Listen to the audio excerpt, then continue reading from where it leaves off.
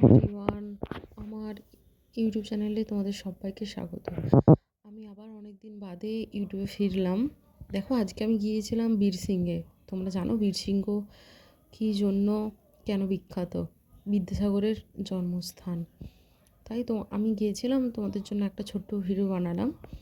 আসলে কি, আমার এখন এক্সাম সামনে, সেই জন্য আমি ভিডিও করে একদম সময় পাচ্ছি না।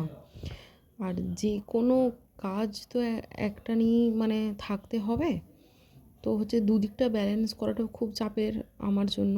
তো সেই জন্য মাঝে মাঝে ভিডিও আসছে, রোজ ভিডিও দিতে পারছি না। দেখো, আজকে বিদ্যাসাগর ওখানে গিয়েছিলাম, তাই তোমাদের কাছে কিছু ভিডিও ওখানে ক্লিপগুলো তুলে ধরলাম।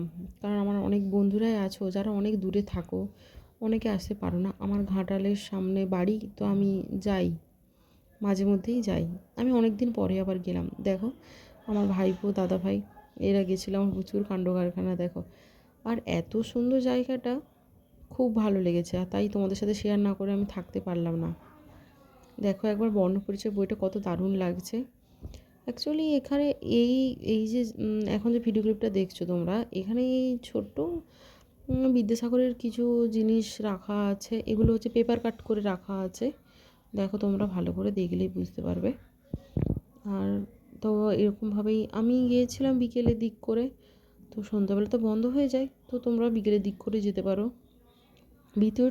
ভেতরটা স্টেডিয়ামের মতো, অ্যাকচুয়ালি ছোটোখাটো একটা স্টেডিয়ামের মতো, অনেক কিছু সংরক্ষণ করে রাখা আছে।